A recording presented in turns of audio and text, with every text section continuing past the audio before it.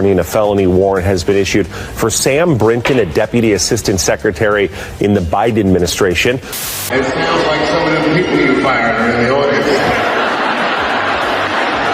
An enormous migrant caravan of well over 1,000 people crossed illegally. The arrest comes just hours before SBF was set to appear before Congress. Of course, that will no longer happen. Lot going on, kind of get you up from over the weekend. Didn't do a show yesterday because of technical difficulties, but Sam Bankman-Fried has been arrested in the Bahamas. The trans energy official from the Biden administration got caught stealing again and was subsequently fired. Elon Musk was booed in San Francisco. Holy cow, lots to get to. Oh, also the border invasion. All that more coming up on this episode of Daily Caller Live. My name is Jobob. Thanks so much for tuning in. Daily Caller Live starts right now. 2, 1. Here we go! Might be the only brown guy on earth named Jobob. That is actually her name, Jobob. Live from the dingy bunker, completely cut off from the outside world, except for you fine folks. My name is Jobob. This is Daily Caller Live. Thanks so much for tuning in on today. It is December 13th, the year of our Lord 2022. Almost over 2022. Even the new you in 22 didn't happen. There's always new me in 23. Wow. Came up with that right now.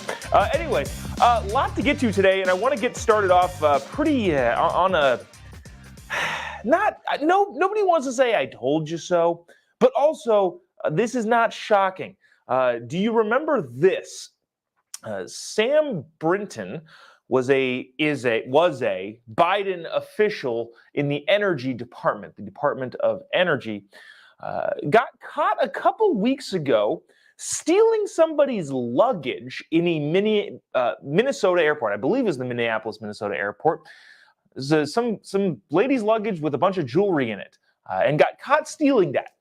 Okay, fine. Nothing happened, by the way. I don't believe I think they were charged, but he wasn't fired from the administration. Then it happened again. This time last week, I believe Thursday in Las Vegas at the Harry Reid Airport. He tried to steal somebody else's luggage for a second time and was charged with, felony theft of somebody's luggage. Okay, so if you don't remember who this particular individual is, I want to play this for you. This is from Now This, talking about, this is Sam Brinton, again, the Biden official, who I think has been, I think he's officially been fired, but I guess the White House hasn't officially said anything. I'm sure the next time Jen Psaki's at a microphone, she'll talk about it. But watch this. This is just a glimpse of who this particular individual is. Check this out. Oh, also, by the way, if you haven't already, would appreciate you clicking the little like button and the little share button. Really, really does help us out. It continues to kind of keep this thing rolling.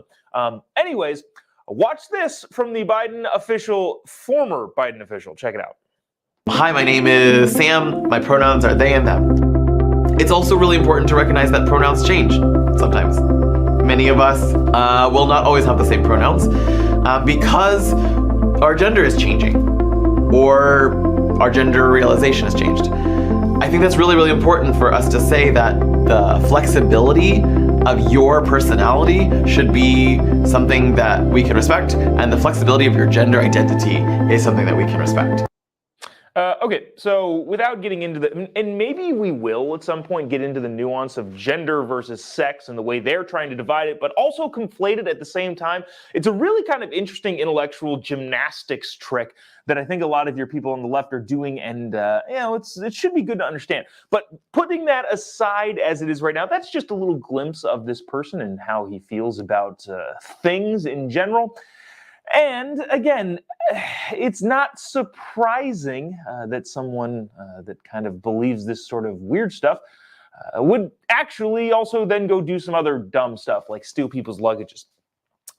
Let's see if I can find it's kind of interesting. Brinton, who's appointed to his former position in June, was caught on surveillance camera making off with $320 bag from a Las Vegas airport, the Las Vegas Harry Reid International Airport baggage claim.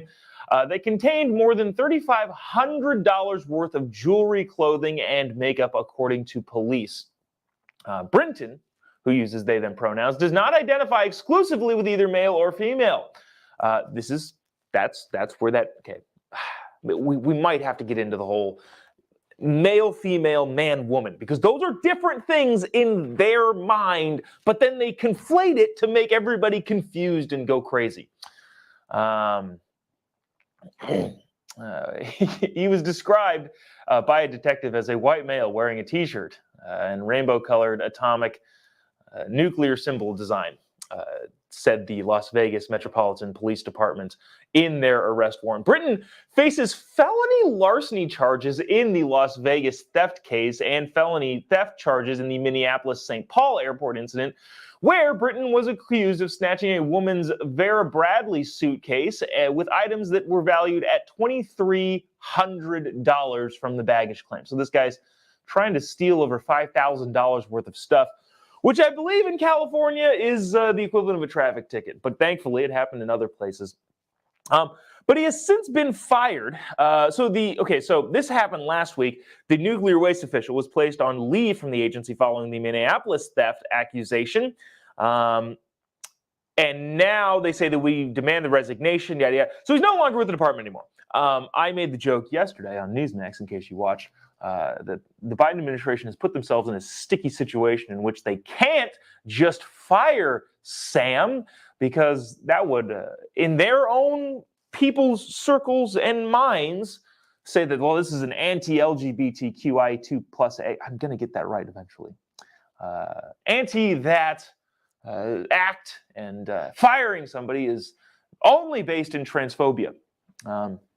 This is kind of an interesting dynamic here, because remember, a lot of people, including, I believe, the New York Times editorial board, if I'm remembering correctly, say that intent doesn't matter when you're talking about doing anything negative to a minority or a trans act, any minority ever. They say that, okay, well, context doesn't matter. Nothing matters as long if you're doing a bad thing or a negative thing, not necessarily a bad thing, a negative thing like firing someone like this. That is an act of transphobia or racism or whatever it is that they want to call it. But in this situation, the Biden administration has put themselves in a situation where they believe that sort of stuff and then still have to do it anyway, because you can't have a serial thief on your staff. So there's that. Let me just play. This is a clip from, I believe, one of the local news stations. I'll just play this really quick, and then we'll move on. Check it out. An Energy Department official is accused of stealing luggage from Harry Reid International. The 8 News Now investigators learning a felony warrant has been issued for Sam Brinton, a deputy assistant secretary in the Biden administration. Sources tell us Brinton is caught on video stealing the luggage. Brinton is accused of similar crime in the Minneapolis-St. Paul airport. Yeah, okay, so that's basically just sums everything up much more quickly and much more concisely than I did. Brinton faces up to 5 years in prison for the Minnesota theft and up to 10 years jail time in the Las Vegas heist. Holy cow, that is a lot of time in prison. Let me see, where do we want to move to next? Okay, let me know in the comment section, because I don't actually know. How attuned are people to Twitter, right? I understand that this is an entirely online platform show, so if you're watching, you're already on social media. It's not like any other platforms like radio, for example, or TV, where sometimes you can just not be on social media at all. But I'm curious, how interested are you in all the Twitter stuff? Because Twitter has been in the news constantly for the last month and a half, and more specifically in the last 2 weeks, where they're dropping these Twitter files things. I think it's super, super fascinating and really interesting to watch and see. But also, I want to be cognizant of people who watch this show. Like, I'm so tired of hearing about Twitter. So let me know in the comment section if we should go over this Elon Musk stuff. But in the meantime, we'll jump to this. The crypto mini Madoff was arrested. Sam Bankman-Fried, SBF, the guy who we talked about FTX a couple weeks ago. FTX is a cryptocurrency exchange platform.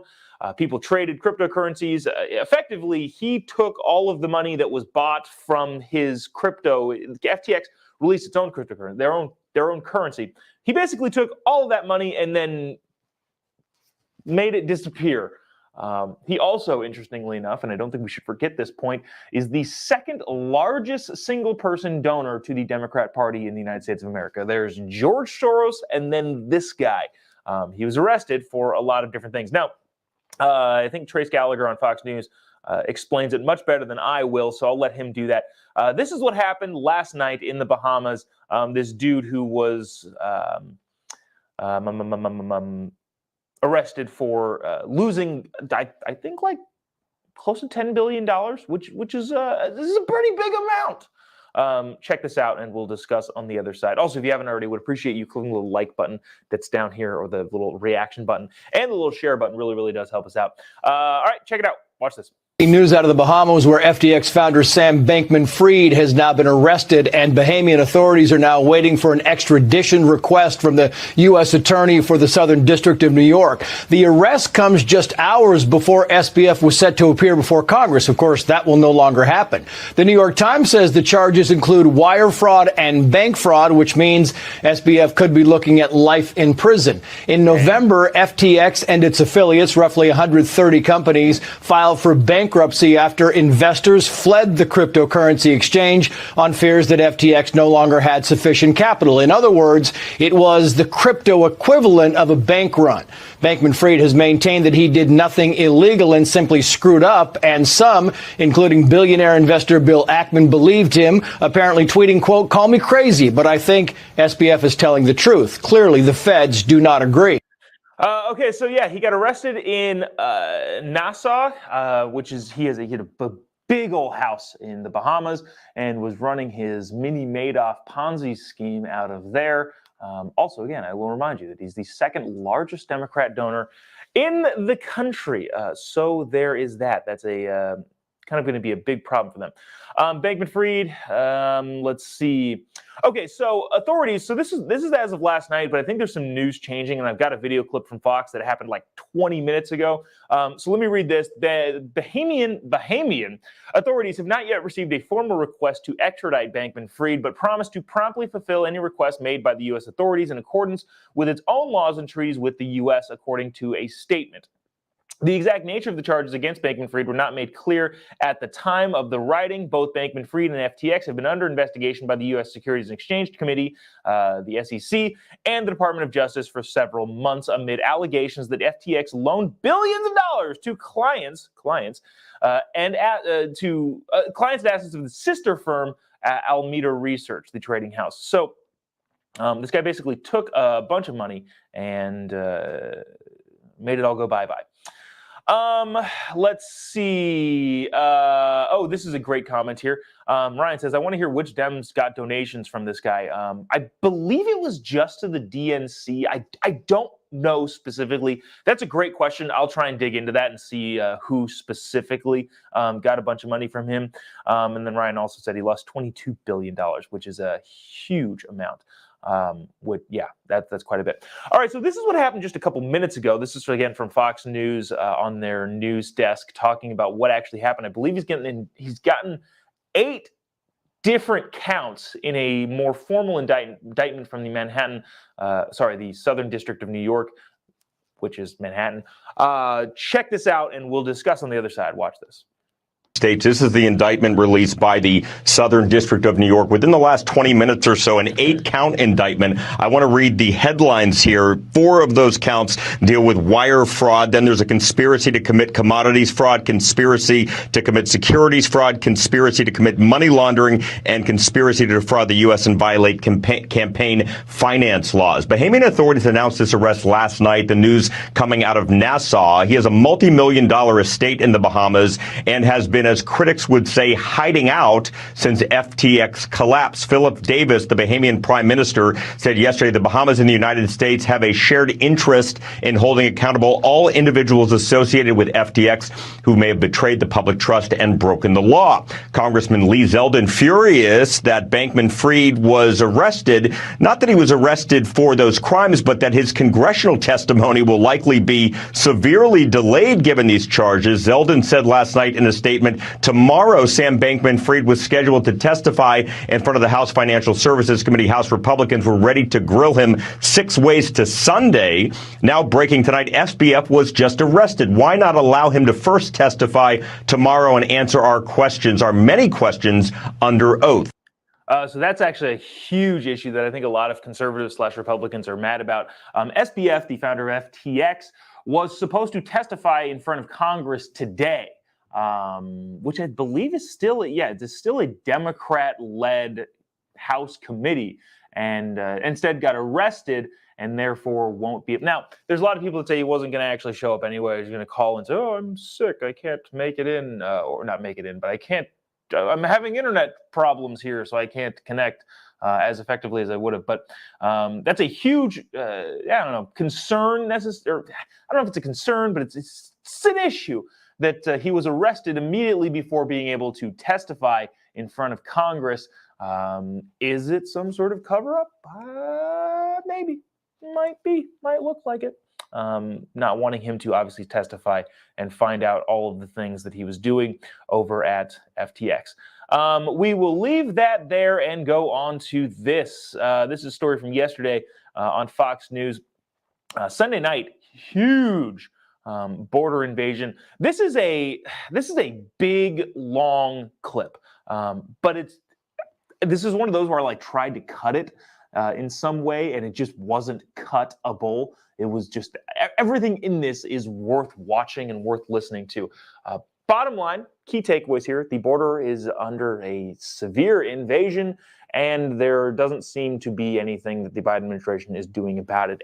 And I guess lastly, the actual process, the logistics of it has become a well-oiled machine run by the cartels, and nobody is safe. I hate to be a fear-mongerer there, but holy cow, this is nuts. Watch this. This is Bill Malugin from Fox News, who got this footage of, I think, 1,000 people crossing the border, and we will discuss on the other side. Again, this is lengthy, but important and dang fascinating. Check this out. The biggest single group we have ever seen during our border coverage crossed illegally into El Paso, Texas right now. And we'll get right to that stunning footage. Take a look at this. This was Sunday night in El Paso. An enormous migrant caravan of well over 1,000 people crossed illegally into El Paso last night. El Paso media reporting it is potentially the biggest mass crossing in the city's history, potentially at least in decades. And you can see from this video, wave after wave after wave of hundreds of these migrants just walking across the river and then gathering on the U.S. side of the river. They form a single file line, which you'll see in the video at some points goes as far as the eye can see. It was chilly in El Paso last night. You'll see some of those migrants start campfires on the U.S. side of the river as they are waiting to be processed by Border Patrol. CBP sources telling Fox News in the last 24 hours alone, that El Paso sector has had nearly 2,400 illegal crossings. They've got more than 5,000 people in custody right now. And the city of El Paso is reporting as of this morning, Border Patrol has already started mass releasing several hundred migrants to El Paso city streets as Border Patrol is completely overwhelmed. So where did all these migrants come from? Take a look at this video we shot in Ciudad Juarez yesterday.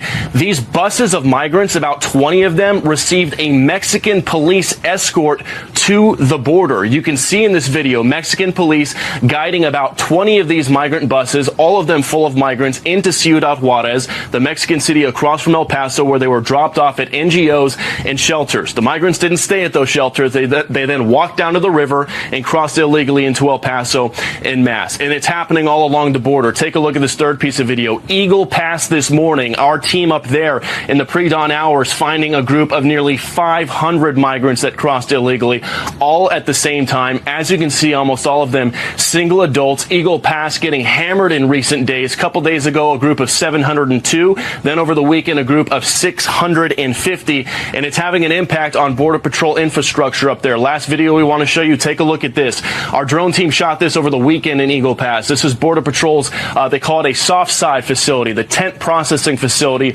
on the north side of Eagle Pass where they process migrants. It's got a capacity of 1,000. Well, over the weekend, they started overflowing. You can see lines of migrants waiting outside, waiting to get inside. There were Border Patrol vans loaded up with migrants that couldn't unload because they had to clear space on the inside. Border Patrol is just overwhelmed in multiple sectors on the border right now. And back out here live, keep in mind, all that video you just saw is with Title 42 still in place right now. It is set to drop in 9 days, and all of our Border Patrol sources are telling us you can expect pretty much chaos and a surge on top of a surge when it finally drops. We'll send it back to you. Absolutely incredible. Bill Malugin, great job. Thank you. Yeah, that's again Bill Melugin from Fox News, who's very, very good at what he does. I know that was a little bit long, but I feel like it just kept going. Of just like there's more stuff to talk about, let's see if we can get to some of the comments in here. It is kind of interesting. Debbie says nothing from the mainstream media, of course. Yeah, that seems to be the case. They don't care about the southern border at all. Karen says the Biden administration is overwhelming the U.S. And then Gabriel brought this up. I'm not entirely sure. I don't know really much about this. Can't DNR find them for starting fires? I'm not sure what that means, but yeah, maybe. I don't know. I think the issue is not necessarily starting fires and all of that sort of stuff, but yes. Wow, there's a lot of comments flying in. Skeeter says this. Thank God our borders are secure. Doesn't seem to be the case. They believe that is sarcastic. Yeah, wild stuff going on there. But that pretty much does it. Yeah, that's we don't need to get further into that. That's just what it is down there, and it is wild. Paul says, "Close the border, damn it." Yes, that would appear to be the sentiment of pretty much everybody watching this show. Wow, a lot of people with some strong comments here. Okay, so earlier I asked all of you people if we're tired of hearing about Twitter and Elon, and the only comments that I got really were Gabriel said I wouldn't mind a 30,000-foot view of what's happening over Twitter, and so there's that, and then. Let's see. Jobob says yes every day and take the offense and expose the people on Twitter, and that's all fine. The only I think disagreement of talking more about Twitter was Ryan. Not necessarily disagreement, but said I'd be more interested when people start getting charged. That's fair. My only counterpoint to that is if they get charged. I don't have a lot of faith that actually will happen. But over the weekend, Elon Musk started some controversy. I'm sure you've heard about this already, but we'll just recap fairly quickly. Elon tweeted, "My pronouns are prosecute/Fauci." That was a big, earth-shaking moment in the Twitter sphere and among the lefty media, so much so that it prompted a very, very interesting article from The Atlantic. Listen to this. This is from Charlie Warzel. From The Atlantic, says this: Elon Musk is a far-right activist. Okay. Really? That's what we're getting from this? Elon Musk saying, hey, we should probably prosecute Fauci. Now, in the defense of the people on the lefty side that are, had it with Elon Musk, he didn't really say for what, prosecute for what. And then somebody else tweeted back to Elon Musk, prosecute Elon. And so now we're just prosecuting people with no actual charges or indictments being thrown around. We're just, no charges, nothing. We're just going to prosecute everybody for nothing, I guess. But I guess in the defense of the lefty side of the aisle, that is kind of confusing. He didn't say specifically what, and probably just was part of Elon's welcoming the controversy type deal. But that whole article, probably not necessary, probably pretty over the top. It starts off with this: if there's one tweet that will tell you everything you need to know about Elon Musk, it's the one from this morning. In 5 words, Musk managed to mock transgender and non-binary people, signal his disdain for public health officials, and send a flare into the far-right S posters and trolls. He did all of that in just 5 words. Well, we'll get to how Elon defended the transgender non-binary thing, which is in fact ridiculous, and he said so himself. The Atlantic article continues to say the tweet is cruel and senseless to play on pronouns and invoke the right's fury towards Anthony Fauci. Deservedly so, by the way. The dude did a lot of crazy things. His net worth increased by $5 million during the pandemic. And I think a lot of people, including reasonable Democrats, are saying, yeah, Fauci is out of control. Let's try and rein this whole thing in by at least hauling him in front of Congress and questioning him fervently when Republicans take the House congressional committees over. Is there anything else in that article that's worth noting? Okay, so there's that.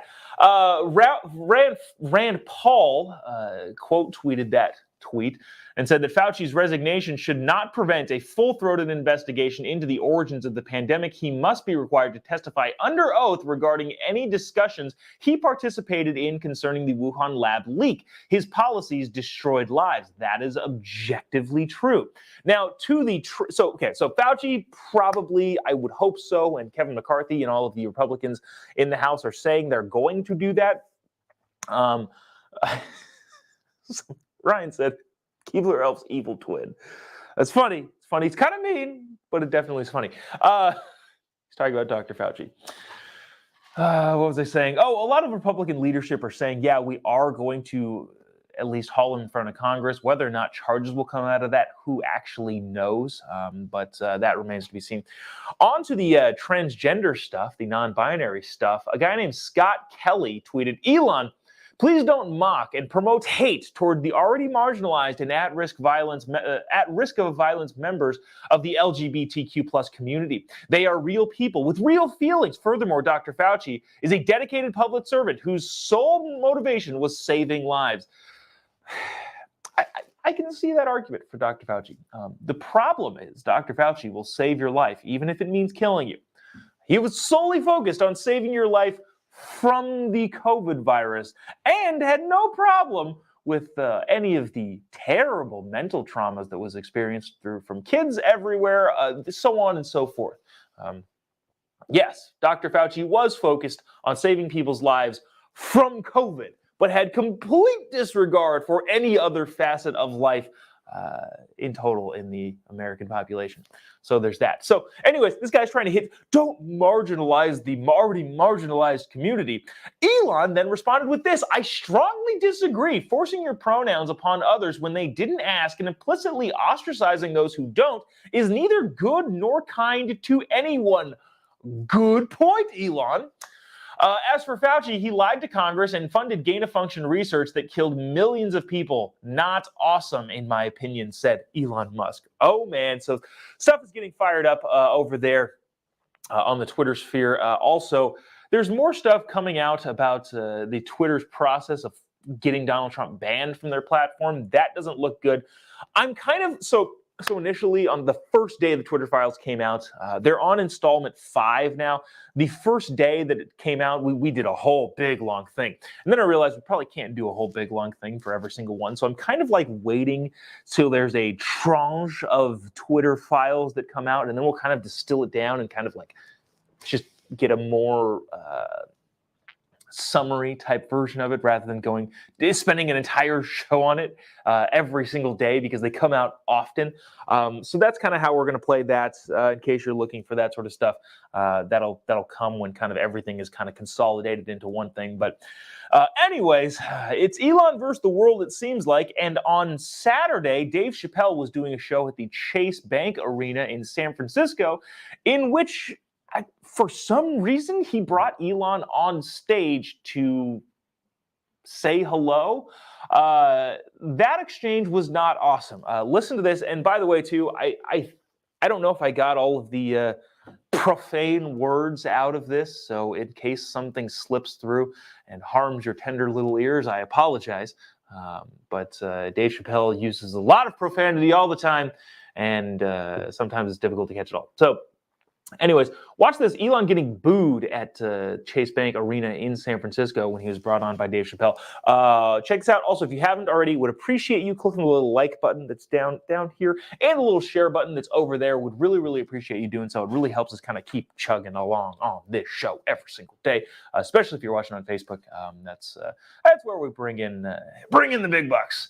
And by big bucks, I mean making sure we can stay afloat here. So really would appreciate you doing that. Anyways, with that being said, check this out. Elon versus Dave Chappelle. Not versus Dave Chappelle, versus the entire arena in which Dave Chappelle welcomed him on stage. Check this out. Always for the richest man in the world.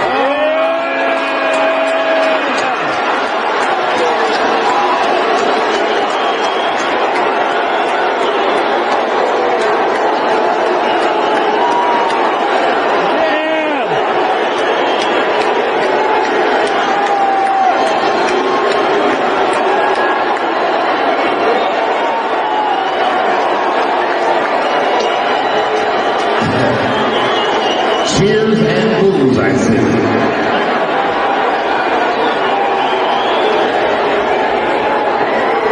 Elon.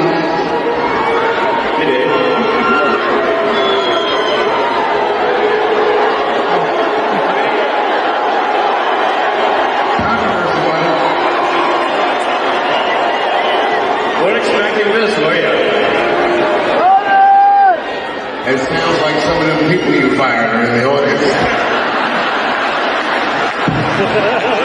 But you know there's one thing, all those people are booing, and I'm just pointing out the obvious. You have terrible seats, and I understand. All coming from way up there, the last minute, non-playing.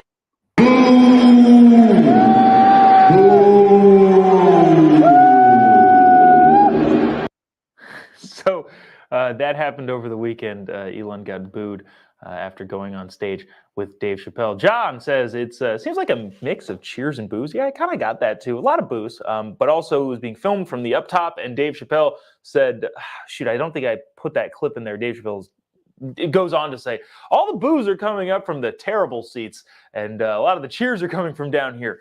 And Gabriel says they're just jealous. Yeah, I would imagine that. Marcel says the same thing that Dave Chappelle said. The people booing are probably the ones that got fired. Yeah, that makes sense. Jason says this is kind of interesting. Well, it tells you the idiots that listen to Dave Chappelle. I don't mind it. I actually like Dave Chappelle quite a bit. I don't agree with him a lot of the times, but I do like him. So I don't know if I'm disagreeing with you necessarily, Jason, or you're saying that the idiots that are among the bigger crowd of Dave Chappelle listeners are the ones basically raising their hands by booing and identifying themselves. Maybe that's what you're saying. I'm not entirely sure, but I don't know. What a wild time. At the very least, the world's richest man is interesting yet again. Hasn't been for a very long time. Just kind of a boring old milquetoast person. But Elon Musk is not afraid of controversy and is fascinating as the world's richest man. So there's that. That'll do it for us today. That's about it. There's some other stuff we can get to. The Los Angeles mayor got inaugurated, I believe, over the weekend, and Kamala Harris made her first appearance. That's the big story. Kamala Harris made her first appearance in a very long time. If you're not following the news, Kamala Harris has been absent from the public eye for weeks. And everyone's like, where's Kamala Harris? And a lot of people are like, well, it's probably because she's entirely a net negative when she sticks her head up out of the bunker that is the vice president's mansion. So, that's not super interesting, but anyways, maybe we'll talk a little bit about that tomorrow. If you haven't already, would appreciate you giving me a little follow on any of these social media platforms.